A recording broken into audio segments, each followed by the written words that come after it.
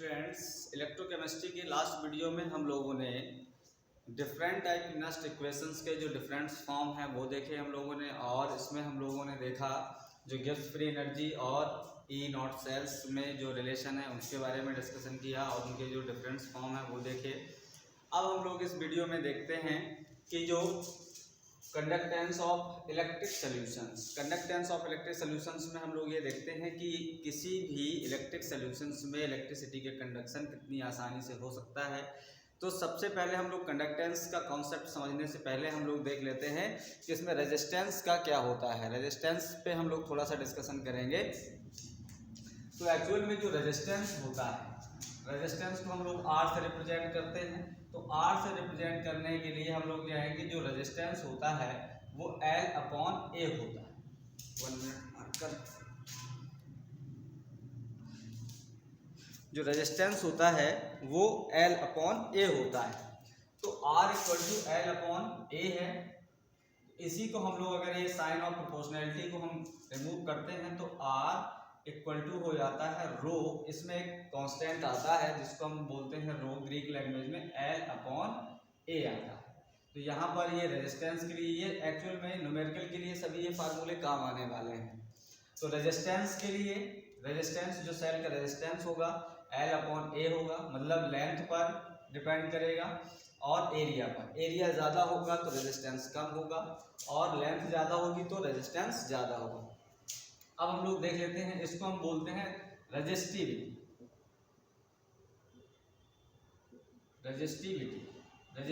रो को हम लोग बोल देते हैं रेजिस्टिविटी। अब जो कंडक्टेंस होता है किसी भी सेल का कंडक्टेंस, जिसको हम लोग G से रिप्रेजेंट करते हैं, तो कंडक्टेंस जो होता है, कंडक्टेंस इसको हम G से रिप्रेजेंट करते हैं। तो जो G होता है वो किसके प्रोपोर्शनल? इनडायरेक्टली प्रोपोर्शनल होगा R के। तो जो ये R होगा G = 1/R हो जाएगा, क्योंकि कंडक्टेंस रेजिस्टेंस का अपोजिट है। तो अब हम लोग क्या करते हैं, इसी को हम लोग लिख सकते हैं R की जगह पर हम लोग क्या कर सकते हैं, R पे अगर हम देखेंगे तो L, तो इस टाइप से अगर हम R की वैल्यू यहाँ पर हम पुट करेंगे तो रो L/A आ जाएगा। रो L/A आ जाएगा। इस टाइप से हम लोग दे सकते हैं G = रो L/A आ जाएगा। अब इसी को हम लोग, जो ये कंडक्टिविटी है या जो रेजिस्टिविटी रो है, अब रो के अपोजिट को हम लोग, मतलब जो रेजिस्टिविटी के अपोजिट को अगर हम लोग कहेंगे कापा इससे रिप्रेजेंट किया जाता है, तो सबसे पहले फार्मूला तो ये आ गया कंडक्टेंस का। कंडक्टेंस का जो ये फार्मूला है, इसी में आ जाता है स्पेसिफिक कंडक्टिविटी। तो स्पेसिफिक कंडक्टिविटी को जो हम लोग देखते हैं वो कापा से रिप्रेजेंट करते हैं। स्पेसिफिक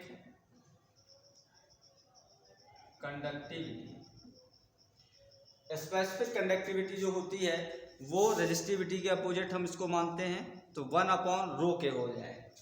तो यहाँ पर इसको हम कापा से रिप्रेजेंट करते हैं, के जैसा बनता है इसमें।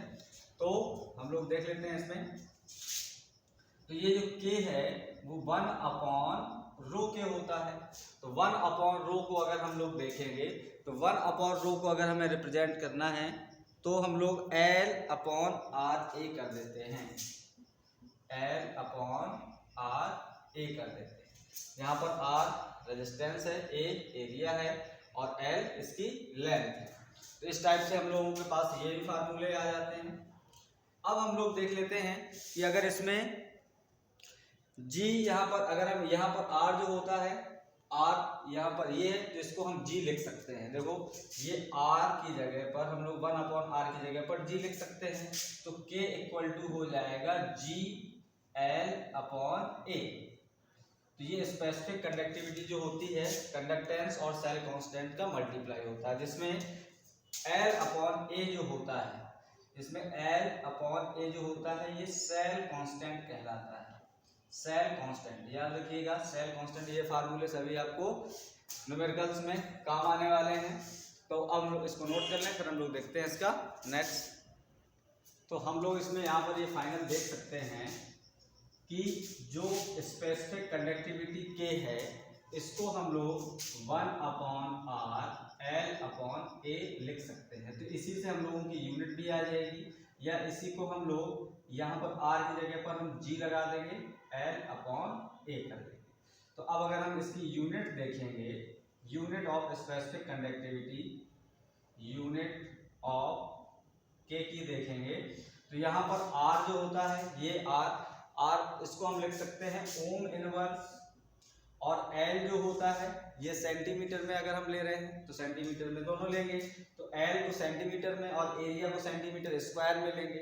तो सेंटीमीटर और सेंटीमीटर स्क्वायर है, तो यहाँ पर ऊपर ये जाके सेंटीमीटर ओम इनवर्स और सेंटीमीटर इनवर्स हो जाता है इसकी जो। अब इसी में ओम को हम लोग इनवर्स फॉर्म में ना लिख के इसको महो लिख देते हैं, तो इसको हम लिखते हैं महो सेंटीमीटर इनवर्स, या इसी को हम लोग दूसरा जो नोटेशन आता है वो साइमेंस आता है सेंटीमीटर में, साइमेंस सेंटीमीटर में भी लिख सकते हैं इसको हम लोग। तो साइमेंस इसको हम लोग लिखते हैं एस सेंटीमीटर इनवर्स, महो को साइमेंस भी कर सकते हैं, या ये जो रेजिस्टेंस का ओम है, ओम का अपोजिट है साइमेंस, तो ये साइमेंस है, साइमेंस सेंटीमीटर इनवर्स, तो ये इनकी यूनिट्स हो जाती हैं।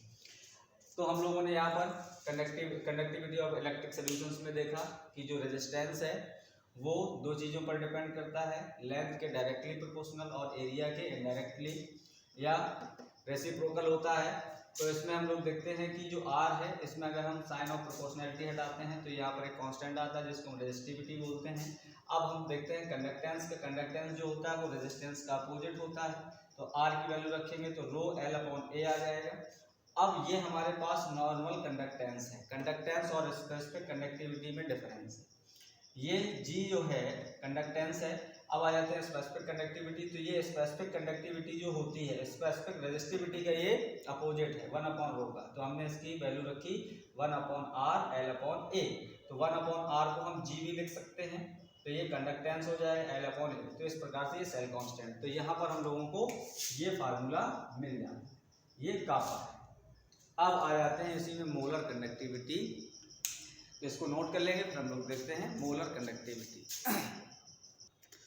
तो अब हम लोग आ जाते हैं मोलर कंडक्टिविटी पे। तो मोलर कंडक्टिविटी एक्चुअल में क्या होती है, किसी भी सॉल्यूशंस के BmL में किसी भी यूनिट वॉल्यूम में 1 मोल जो इलेक्ट्रोलाइट्स है डिजॉल्व करने पर जितने आयन प्रोड्यूस होते हैं, तो उस आयन्स को या जो उस कंडक्टिविटी को हम लोग मोलर कंडक्टिविटी कहते हैं। The conductivity of all ions produces when 1 mole of electrolyte dissolved in BmL of solutions is known as molar conductivity। तो मोलर कंडक्टिविटी किसी भी इलेक्ट्रोलाइट के 1 मोल से प्रोड्यूस होने वाले आयंस की जो कंडक्टिविटी है उनको हम लोग क्या कहते हैं, मोलर कंडक्टिविटी।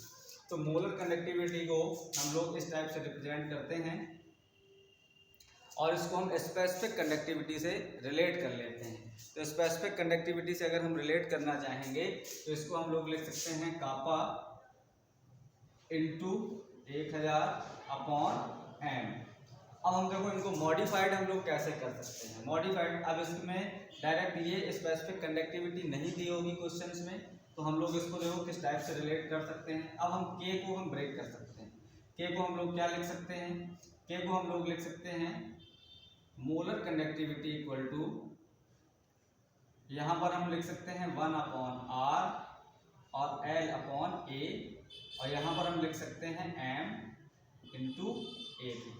तो इस टाइप से भी हम लोग देख सकते हैं कि यहाँ पर ये फार्मूला भी इसके लिए वैलिड होगा क्योंकि हमने K को ब्रेक करके रखा 1/r L/A करके, या इसी की जगह पर हमने रेजिस्टेंस ना दे के कंडक्टेंस दे दिया हो तो मोलर कंडक्टिविटी का जो फार्मूला होगा वो हो जाएगा GA/L/A, और यहाँ पर हो जाएगा इंटू 1000 इंटू m। यहाँ पर m जो है ये मोलैरिटी ऑफ द सॉल्यूशंस है, ये बात आपको याद रखनी है। तो इस टाइप से हम इनको रिलेट कर सकते हैं मोलर कंडक्टिविटी को। मोलर कंडक्टिविटी इक्वल टू होता है kappa upon molarity of the solutions into 1000। तो इनको 1000, अब यहाँ पर कापा को हम लोग क्या कर सकते हैं, ब्रेक कर सकते हैं। 1/r 1/r को ये रेजिस्टेंस है तो इसको हम कंडक्टेंस में इसको रिप्रेजेंट कर सकते हैं, तो जी से रिप्रेजेंट कर देंगे। तो इस टाइप से ये मोलर कंडक्टिविटी का कॉन्सेप्ट आपको क्लियर हो जाना चाहिए। ऐसे ही इक्विवेलेंट कंडक्टिविटी आती है। तो इक्विवेलेंट कंडक्टिविटी में क्या होगा, conductivity of all ions when one equivalent of the equivalent electrolyte dissolve in VML of solutions. तो इसको हम लोग नोट कर लेंगे, फिर हम लोग देखते हैं इसमें क्या चेंज हो सकता है। तो इसमें बस कुछ नहीं करना है, यहाँ पर नॉर्मेलिटी रखनी होती है। इनका जो यूनिट होता है वो होता है ओम इनवर्स सेंटीमीटर स्क्वायर पर मोल। इनकी जो यूनिट है, यूनिट जो होती है ohm inverse centimetre square mole inverse होता है। ये इनका यूनिट है मोलर कंडक्टिविटी का। तो अब हम लोग देख लेते हैं इसमें इक्विवेलेंट कंडक्टिविटी। तो सेम प्रोसेस वैसे ही रहेगा। इक्विवेलेंट कंडक्टिविटी में देखते हैं, तो हम लोगों को 1 मोल नहीं आएगा, 1 इक्विवेलेंट आ जाएगा। यहाँ पर इक्विवेलेंट कंडक्टिविटी, तो यहाँ पर आ जाएगा 1 इक्विवेलेंट ऑफ इलेक्ट्रोलाइट्स। इक्विवेलेंट्स हम लोगों ने डिस्कस कर ही चुके हैं। इक्विवेलेंट वेट क्या होता है, मॉलिक्यूलर वेट से हम लोग उनकी एसिडिटी, बेसिसिटी या नंबर ऑफ जो चार्ज होता है उसको हम डिवाइड कर देते हैं, तो इक्विवेलेंट वेट आ जाता है। तो हम लोग यहाँ पर लिखते हैं, यहाँ पर ये जो नोटेशन है ये इक्विवेलेंट का है। इक्विवेलेंट कंडक्टिविटी इक्वल टू होता है specific conductivity upon normality into 1000। अब हम लोग फिर इनको वैसे ही हम ब्रेक करेंगे। के को हम लिख सकते हैं 1/r L/A into 1000 upon n, ये कर सकते हैं। तो यहाँ पर ये इक्विवेलेंट कंडक्टिविटी आ जाएगी। इक्विवेलेंट कंडक्टिविटी को हम ऐसे रिप्रेजेंट कर सकते हैं, या r की जगह पर c रख सकते हैं, कंडक्टेंस रख सकते हैं। तो इस टाइप से इनकी भी अगर यूनिट देखी जाएगी, ये एक्चुअल में ऐसे फार्मूले हैं जिनका हम उपयोग पहले भी जो दिए गए हैं कॉन्सेप्ट, उनमें भी हम इनका उपयोग कर सकते हैं, क्योंकि वहाँ पर आपको सेल कांस्टेंट पूछा जा सकता है, तो L/A से रेजिस्टेंस पूछा जा सकता है, नॉर्मेलिटी दी होगी। तो इनमें से कोई भी अगर पूछा जाए, चाहे मोलर कंडक्टिविटी हो या इक्विवेलेंट कंडक्टिविटी, तो इनसे हम लोग सॉल्व कर लेते हैं, इसको नोट कर लेंगे। तो अब हम लोग देखते हैं इलेक्ट्रोकेमिस्ट्री में कोलराउस लॉ जो है, ये किसी भी इलेक्ट्रोलाइट्स के कंडक्टिविटी पर हम लोगों को बताता है at infinite dilution the molar conductivity of an electrolytes are sum of the ionic conductivity of cation and anion. Means मतलब यहाँ पर ये है कि कोई भी इलेक्ट्रोलाइट्स है, मान लिया जैसे हमने कोई भी इलेक्ट्रोलाइट AXBY है, तो इसमें जब ये आयनाइज होगा तो ये हम लोग ये कह सकते हैं XA प्लस YB में, प्लस और माइनस में, इस टाइप से डिसोसिएट हो जाता है। तो अगर हम इनकी मोलर कंडक्टिविटी देखते हैं, मोलर कंडक्टिविटी ऑफ AXBY, तो इनकी जो लिमिटिंग कंडक्टिविटी होगी, लिमिटिंग कंडक्टिविटी में हम लोग देखेंगे यहाँ पर XA plus plus limiting conductivity of BYB minus, इस टाइप से। मीन्स यहाँ पर ये है किसी भी इलेक्ट्रोलाइट्स की जो कंडक्टिविटी है वो उनके कैटायन और एनायन की कंडक्टिविटी का सम होता है। तो ये बात आपको याद रखना है। ऐसे ही हम लोग इनके कुछ एप्लीकेशंस देख सकते हैं। तो एप्लीकेशन में ये इनफिनाइट डाइल्यूशंस पे होते हैं। इनफिनाइट डाइल्यूशंस पे हम लोग इसमें नॉट लगाते हैं, तो ये इनफिनाइट डाइल्यूशंस पे आते हैं। ऐसे ही हम लोग किसी भी इलेक्ट्रोलाइट्स का डिग्री ऑफ डिसोसिएशन भी कैलकुलेट कर सकते हैं। डिग्री ऑफ डिसोसिएशन तो इनके एप्लीकेशन में आ जाएंगे। तो एप्लीकेशन ऑफ कोलराउस लॉ में तो सबसे पहले हम लोग देखेंगे डिसोसिएशन कांस्टेंट K।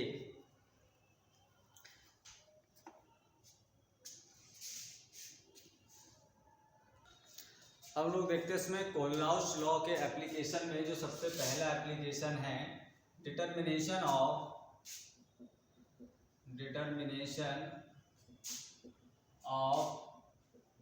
मोलर और equivalent conductivity of weak electrolyte eight infinite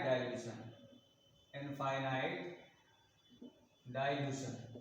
अब अगर जैसे हमने एस्टिक एसिड लिया है तो एस्टिक एसिड का अगर हमें निकालना है स्पेसिफिक कंडक्टिविटी या मोलर कंडक्टिविटी हमें कैलकुलेट करनी है, तो जो एस्टिक एसिड है या CH3COOH इनकी अगर जो स्पेसिफिक कंडक्टिविटी इनफाइनाइट डाइल्यूशंस पर देखना है तो CH3COOH एट इनफाइनाइट डाइल्यूशंस पे अगर हम लोग देखेंगे तो ये इनको हम गेन कैसे कर सकते हैं, तो इनके हमें कुछ इक्वेशंस हमें माइंड में आइडिया होना चाहिए। तो यहाँ पर स्पेसिफिक कंडक्टिविटी या जो मोलर कंडक्टिविटी है इनफाइनाइट डाइल्यूशन में, तो यहाँ पर आ जाएगा CH3COONA सोडियम सॉल्ट से और HCl से इनको गेन किया जा सकता है। सोडियम सॉल्ट से CH3COONA प्लस इनफाइनाइट डाइल्यूशंस पे अगर हम HCl के निकालेंगे और माइनस यहाँ पर कर देंगे हम इनफाइनाइट डाइल्यूशंस पर NaCl। तो इस टाइप से अगर हम लोग इनमें देखेंगे तो ये NaCl निकल जाएगा और ये एसिड बन जाएगा। तो इस टाइप से हम लोग इसमें देख सकते हैं, या इसी का हम लोग एक एग्जांपल और ले सकते हैं जैसे अमोनियम हाइड्रोक्साइड। तो इसको नोट कर लेंगे, फिर हम लोग देखते हैं अमोनियम हाइड्रोक्साइड का अगर हम इक्विवेलेंट कंडक्टिविटी देखें इनफाइनाइट डाइल्यूशंस पर NH4OH की इनफाइनाइट डाइल्यूशन पर कंडक्टिविटी देखते हैं तो हम लोगों को यहाँ पर अमोनियम क्लोराइड और ammonium hydroxide, ammonium chloride NH4Cl plus यहाँ पर ये हो जाएगा molar conductivity eight infinite dilution of NaOH। अब इस टाइप से हम लोग इसमें देख लेंगे कि ये NaCl रिमूव हो जाएगा इसमें, minus specific conductivity eight infinite dilution of NaCl। तो इस टाइप से भी हम किसी भी वीक इलेक्ट्रोलाइट की कंडक्टिविटी को डिटरमिनेट कर सकते हैं कोलराउस लॉ से। अब इसका जो सेकंड एप्लीकेशन है वो हम लोग देखते हैं डिग्री ऑफ डिसोसिएशन में। तो डिग्री ऑफ डिसोसिएशन क्या होता है? अल्फा। इसी से डिसोसिएशन कांस्टेंट आ जाता है, तो इसको नोट कर लेंगे, फिर हम लोग देखते हैं डिग्री ऑफ डिसोसिएशन।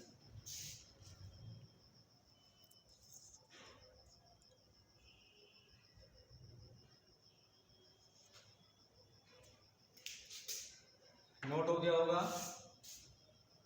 अब हम लोग देखते हैं सेकंड है determination of degree of dissociation at given concentration. Determination of degree of dissociation, जिसको हम लोग अल्फा कह देते हैं, at given concentration. Given concentration तो इसको हम लोग कैसे अल्फा से रिप्रेजेंट कर सकते हैं? तो अल्फा जो होता है वो उनकी कंडक्टिविटी बताता है। तो molar conductance at certain concentration और molar concentration of infinite dilution. तो जो अल्फा होता है वो होता है molar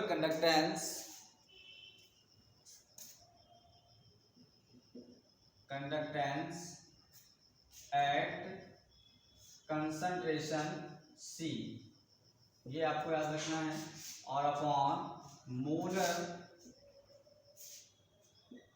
conductance at infinite dilution. इसको हम लोग कह देते हैं अल्फा। तो अल्फा में हम लोग इसी को रिप्रेजेंट कर सकते हैं molar conductivity eight concentration C। तो इसी को हम लोग अल्फा को ऐसे लिख सकते हैं molar conductivity eight concentration C और molar conductivity eight infinite dilution. तो अल्फा इक्वल टू इस टाइप से आ जाता है। अब इसी में हम लोग देखेंगे डिसोसिएशन कांस्टेंट क्या होता है। तो डिसोसिएशन जो कांस्टेंट है वो हम लोग देख लेते हैं K। तो dissociation constant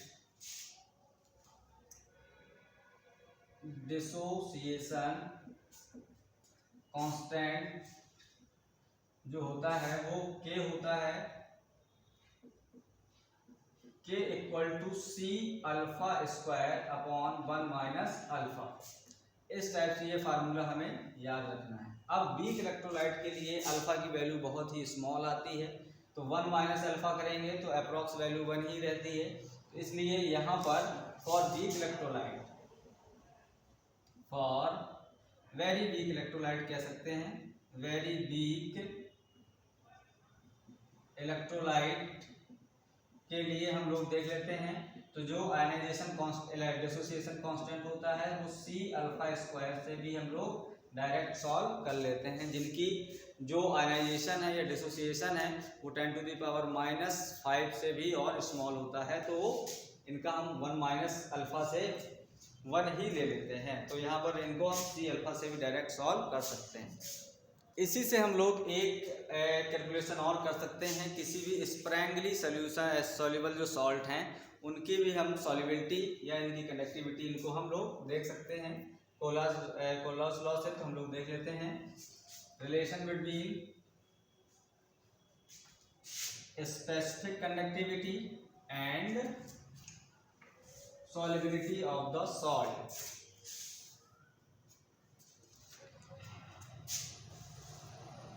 relation between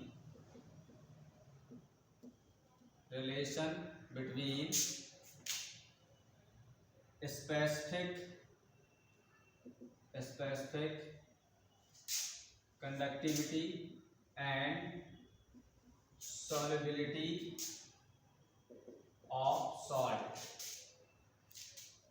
solubility of salt, तो इसको हम लोग ऐसे रिप्रेजेंट कर सकते हैं कि जो मोलर कंडक्टिविटी होती है, मोलर कंडक्टिविटी इक्वल टू हम लोग लिख सकते हैं कापा इंटू 1000 अपॉन सॉल्युबिलिटी।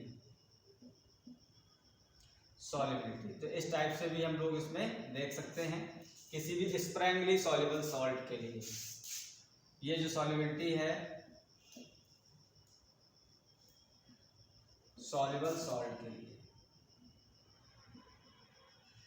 जो कम सॉल्युबल होते हैं, जिनकी सॉल्युबिलिटी लेस होती है, उनके लिए हम लोग देख लेते हैं कि अगर इसमें मोलर कंडक्टिविटी और सॉल्युबिलिटी में अगर हमें रिलेशन देखना है या स्पेसिफिक कंडक्टिविटी में देखना है, ये सॉल्युबिलिटी मोल पर लीटर में होनी चाहिए। ये सॉल्युबिलिटी मोल पर लीटर में होनी चाहिए। तो इस टाइप से हम लोग इसमें देख सकते हैं। तो हम लोगों के जो न्यूमेरिकल पोर्शन के लगभग, अब इसमें फैराडे जो लॉ हैं उनको हम लोग देखेंगे, तो इसको नोट कर लें। फिर हम लोग देख लेते हैं तुरंत फैराडे लॉ, तो इसको नोट करें। तो अब हम लोग आ जाते हैं फैराडेज लॉ ऑफ इलेक्ट्रोलिसिस। क्योंकि एक्चुअल में इसमें ज़्यादा समय ना लगे इसलिए हम इनको, क्योंकि ये कई बार पढ़े हुए होते हैं, 10th में भी पढ़ाया जाता है, 11th में भी।